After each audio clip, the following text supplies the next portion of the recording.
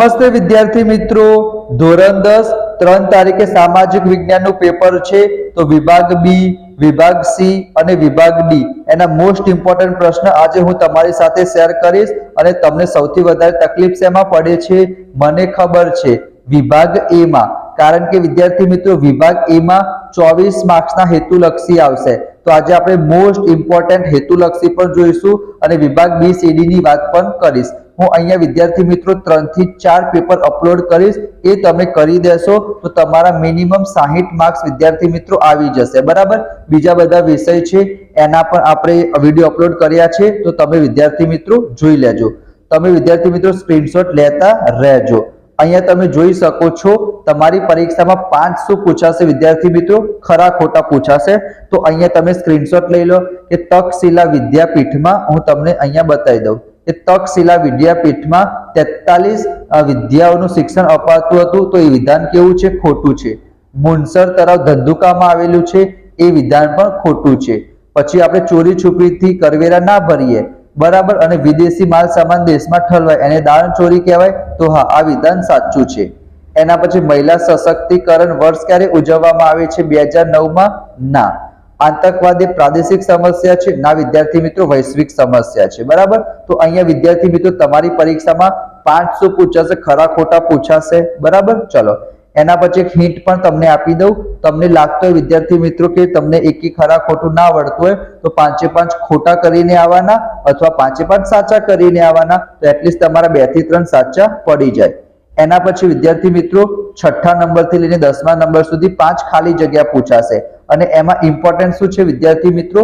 તમને 3 ઓપ્શન આપેલા હશે, એનો મતલબ તમારે ગપ્પા મારવા હશે તો પણ મારી શકશો. કે ભારતીય નિધિ વ્યાપાર કાનૂન એ ક્યારે આવ્યો હતો? 1876 માં આવ્યો હતો. આ તો તમને આવડતો જ હશે. 7 અજાયબીમાં કોનું નામ છે? તાજમહેલનું નામ છે. જળ સંસાધનનો મુખ્ય સ્ત્રોત કે? તો જવાબ શું આવશે? વૃષ્ટિ એટલે કે વરસાદ. એના પછી છે ખાલી જગ્યા જીવંત છે તો તે જળ સંસાધનને કારણે છે. તો જો શું આવશે વિદ્યાર્થી મિત્રો? પર્યાવરણ આવશે. બરાબર. સ્ક્રીનશોટ તમે લઈ લેજો. એના પછી આપણને એક સારો પ્રશ્ન છે, કોંકણની રેલવે એક સરસ મજાનું ઉદાહરણ પૂરું પાડ્યું છે. એના પછી 11 થી લઈને 15 સુધી વિદ્યાર્થી મિત્રો શું આવશે? વિકલ્પો આવશે. અહીંયા તમે જોઈ શકો છો કે આપણે અમૂલ્ય પ્રાકૃતિક વારસાને જાળવવા માટે સરકારે બંધારણમાં કરેલી જોગવાઈમાં કોનો સમાવેશ થતો નથી? તો સાંસ્કૃતિક વારસાનું સન્માન કરી તેનું સંરક્ષણ કરવું એ આપણા સૌની પવિત્ર ફરજ છે. કારણ કે અહીંયા પ્રાકૃતિક વારસાની વાત છે, તો સાંસ્કૃતિક વારસા વાળું ના આવે વિદ્યાર્થી મિત્રો. એના પછી ઉત્તર દિશાથી દક્ષિણ દિશા તરફ કયો વિકલ્પ સાચો છે? તો આ બહુ ઓછા ચાન્સીસ છે પૂછાવાના, પણ વિદ્યાર્થી મિત્રો તમે કરી દેજો. ભાખરા નાંગલ, ચંબલ ખીણ, નર્મદા ખીણ અને નાગાર્જુન સાગર.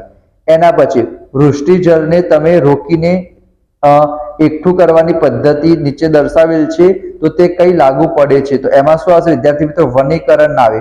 કુવા, બંધારા અને ખેત તેલાવડી એટલે કે 1, 2 અને 4 આવશે. બરાબર. ચલો એના પછી વિકાસશીલ દેશોમાં અર્થતંત્ર કેવું હશે? દ્વિમુખી હશે. ભારત પણ કેવો છે? વિકાસશીલ દેશ છે. મિશ્ર અર્થતંત્ર ધરાવતા આપણો દેશ મિશ્ર અર્થતંત્ર ધરાવે છે અને ફ્રાન્સ પણ મિશ્ર અર્થતંત્ર ધરાવે છે. એના પછી વિદ્યાર્થી મિત્રો તમારે 4 પૂછાશે એક શબ્દના, કે ગુજરાતનું સૌથી મોટું રેલવે સ્ટેશન અમદાવાદમાં આવેલું છે. જો તમે પણ અમદાવાદમાં હોય તો ફટાફટ વિડીયોને લાઈક કરીને ચેનલને સબસ્ક્રાઇબ જરૂર કરજો. બીજી બધી જગ્યાએ હોય તો પણ તમારે કરવાનું છે. ચોકડી જંકશન પડશે તો ત્યાં તમારે જમણી બાજુથી આવતા વાહનોને અગ્રિમતા આપવી જોઈએ. રાષ્ટ્રીય આવક કોને કહેવાય? દેશની કુલ આવકને રાષ્ટ્રીય આવક કહેવાય. અને દેશની કુલ રાષ્ટ્રીય આવકને વસ્તી વડે ભાગીએ તો શું મળશે? માથાદીઠ આવક મળશે. બરાબર. એક વાક્યમાં તમારી પરીક્ષામાં પૂછાઈ જાય. અહીંયા તમે કહેશો સર 24 માંથી 19 જ કેમ આપેલા છે? તો 5 માર્ક્સનો શું આવશે વિદ્યાર્થી મિત્રો? તમારે જોડકા આવશે, સ્ટાર્ટિંગમાં જ આવશે. અહીંયા વિદ્યાર્થી મિત્રો તમે જોઈ શકો છો. સ્ક્રીનશોટ લેવો હોય તો લઈ લેજો. બરાબર. જેમ કે ટેરાકોટા એટલે શું થશે? ધોળાવીરા. બરાબર. એમાં મળશે, સોરી, અહીંયા શું આવશે? ટેરાકોટામાં વિદ્યાર્થી મિત્રો કાચી માટીના પકવેલા વાસણને ટેરાકોટા કહેવાય. પછી વિશ્વ પર્યાવરણ દિવસ તો આપણને ખબર છે 5 જૂન આવશે.